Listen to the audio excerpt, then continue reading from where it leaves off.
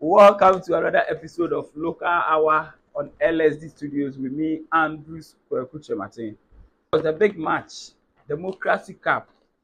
Ghana democracy, Ediasa, 30 years of democracy. And a big match in the course. So Accra Sports Stadium, 6 p.m. Accra House of Folk. That's an FA to South Marcia Sante Kotoko. Game in the banner, you know. Marcia Sante Kotoko, Accra House of Folk, Academy, you know. Emma Mutimu, Bako. The game no highlights ne pompo so e be ehia e wo game no mu na de brem ene enema miensa ye observe ye in the game by the first ever Democracy Cup course so e Accra Sports Stadium. Enema enso 7 things are we observe in the game no ansa na de be bro no ye de afanu mi no lineup e beto wanim yenko Kumasi Asante Koroko club ya metema started at the from so if someone away team I started on my lineup in the goalkeeper El Capitano Frederick Asari and that goal post Emmanuel Korte Smart Abdul Hamid yes Sudanese for no left back Justice Nkukuble Samba O'Neil yes and also your hoko Bernard Somua the Spitzer Elvis Cheba for Emmanuel Enchi, Baba Yara, Kumasi Mercy, Andrews Intimeno, and Peter Amidu Aqua. A man said, "Do back on much." I said, "My Kumasi and Tikoto, your bow glorious Accra has full beautiful people with beautiful colors. The Oak Tree Boys are goalkeeper Kwasin Ketia, Michael Ampedu, El Capitano, Dennis Corsa, Osei Asibe. Michael Ewua, the newcomer, upon Afrane, a free Boatin Diego, aka Estreso Diego Maradona, Rafael Amponsa, Hamza Isa, Martin Kakari, and a Kasim Sisse. Boys do back what we see a kind of some static game no, and the man glorious across folk no, and I'm there too when you know. Observations, 7 key observations, highlights, and soon about game. The kind. A match I told you at 3 p.m. Ex-Blaster players no, and MP no, and as MPs, ministers no, a game no. You will say a static game no, ex-Blasters, it can't share a canabacco. You call ex-Blasters no. Amaswaya, Sura Ali Muntari Bobi, Richard Olele, Abadapo Nimbi, but I would doubt that Abadapo players are out to we see a kind MPs no, so nice members of parliament no. Bebresi akan na afin so mrantie a amwo parliament no so ye de bi ewurum se wa say MPs no dodo na abobon kokorawa na ye say wo se nya mrantie kakra de from nya side anka S players na eguo mo but game ni ba na wie no na MPs for no and as ministries as ex blasters economy ensa ama ex blasters players no etimu baako na game no na efe na game na efe na efeye pa e wo soro papa na hwe pass bi pa MP chaya odo two ma MP ba ko e control ball no chin defender no ball na say goalkeeper na da ba bia I say game no MPs no ebo mo modern pa omu wie game no na the real match no start here new players are omu si akan e de ma afanu mienu na House of Folk a free Boatin Diego Estreso Diego Maradona. First match for glorious Accra House of Folk. Match in a match they classified as Ghana's version of El Clasico. I course Ghana and as I course Spain, Barcelona and Real Madrid no. Oba Ghana had the glorious House of Folk against Kumasi Asante Kotoko. Now as a new player, Otto Atana, and as a new players I hold on and Ramu dominate game no. Well House of Folk brand friend Michael Ewua.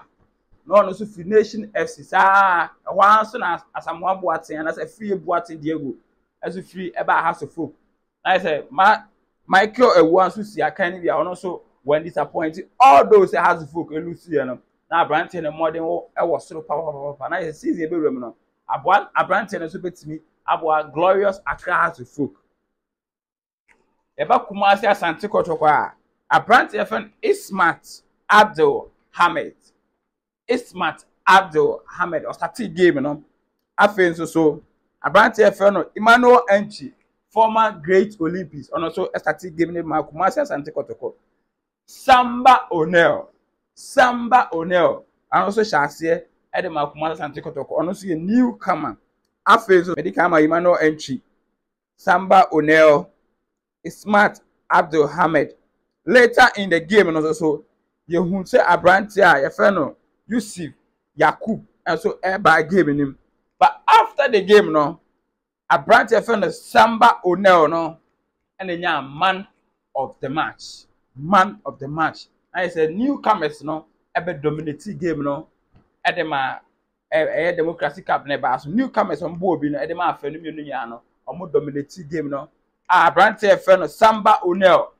Your whole crown on a man of the match. Next, on my 7 key observation, you know, answer na your best at game, you know. But players need posing for pictures, no, and as a group pictures, no.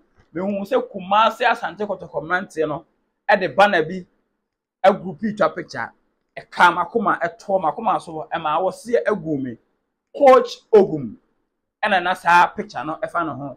When say Coach Ogum, Aqua said, yeah, or Nam Kwaso or recover, and see another game, look, I know the touchline. Coach, and as I stand, Coach David Okulu, and the touchline, the Marcus and Tekotoko. Or Abraham Mantiano ever started game, you know, and Mantiano group picture, no, not banner, no, the wedding money, get well soon, Coach Ogum.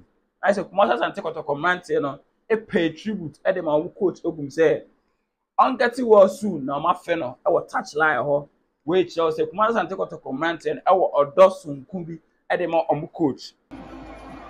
Ghana's version of El Clasico. Imagine say about El Clasico, our Madrid, and I said Barcelona, Camp Nou. Now referees say Germany in Ayama, you FA Cup, Ghana's FA Cup in Suatrema. Any team my friend of Bokwata knows who you February FA Cup final and a man in the GD, and now also you will be Ghana's version of El Clasico, the man the year. Now here a game, no, a German in some, a Joban in some. Game energy or balance as the game intensity, energy, no, and yet a mad game, no.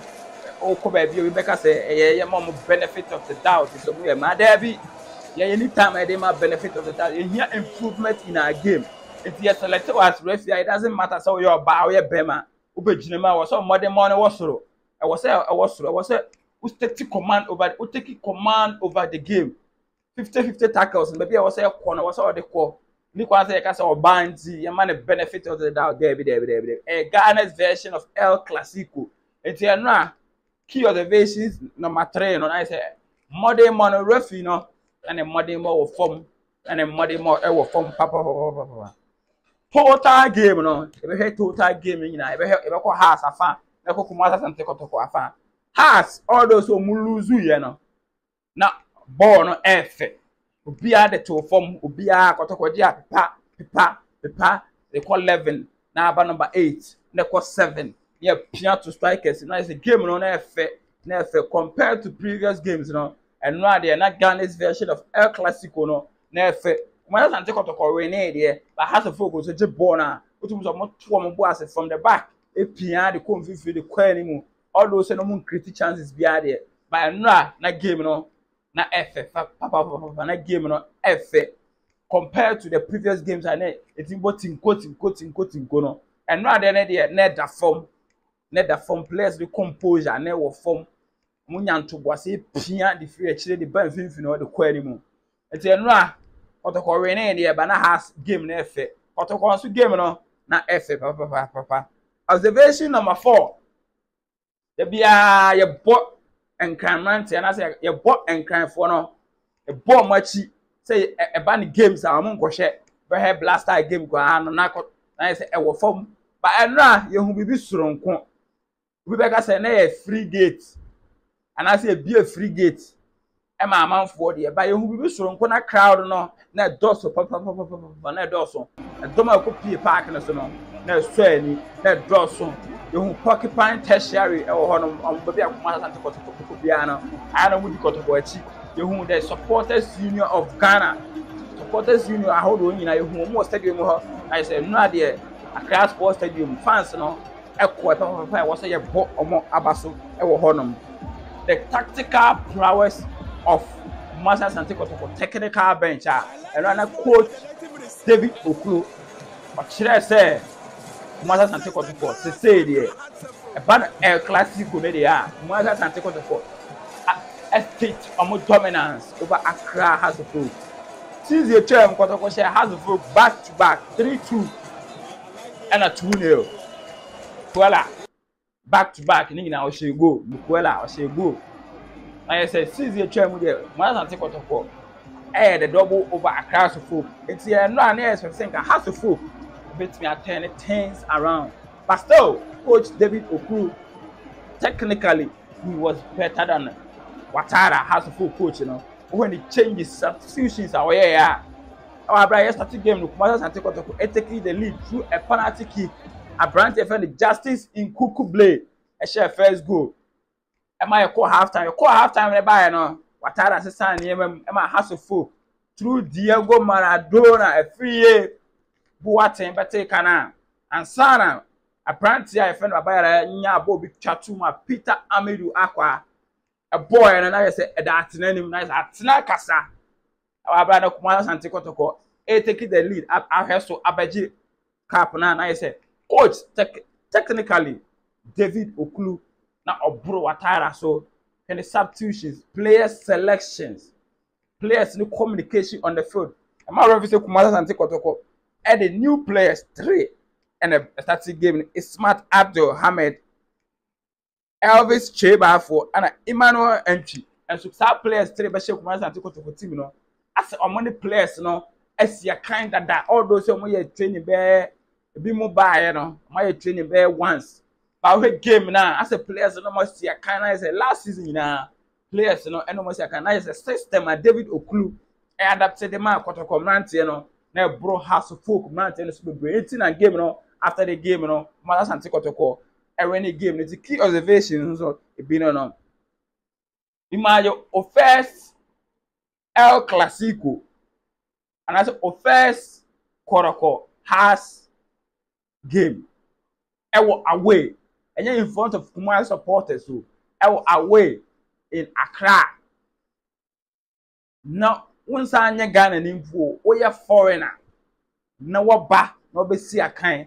Na 90 minutes no so one not udi eda obia no say ya House of Folk fans so say ya Kumasi Asante Kotoko fans so now we say Jemu aje man of the match Samba O'Neil, the new sensation, the new kid on the block, the composure, the energy, the ball distribution, the ball recovery na was through Abrante the modern mono na was through papa and Abrante no okay 7 key observation now the day bro the LSD studio on local hour with me Andrews Chematin. Am I real visit or subscribe to this channel or subscribe now hitting notification bell no so that by anytime they ever drop a video no you'll be among the first people to watch our videos.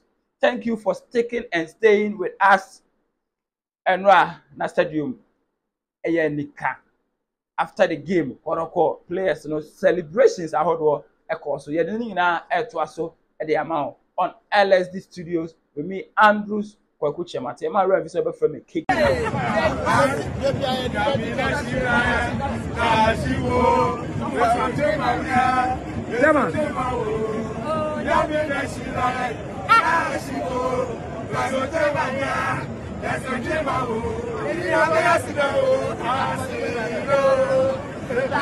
And now, ladies and gentlemen, I present to you the champions for this maiden edition of the